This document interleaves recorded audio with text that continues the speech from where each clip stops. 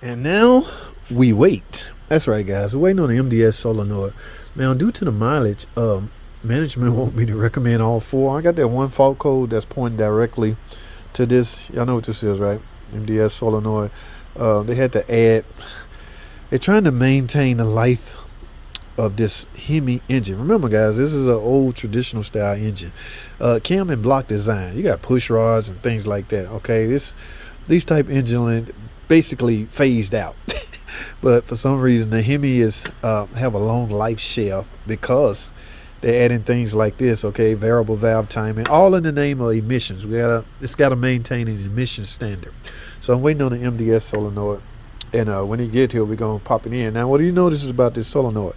It's all in one piece. You know what that means? Yeah, we got it out in one piece. Normally they would bust up and you could have a hard time getting that thing out. But yeah, we got it out. You don't see the intake manifold out. I'm going to put some rags in here.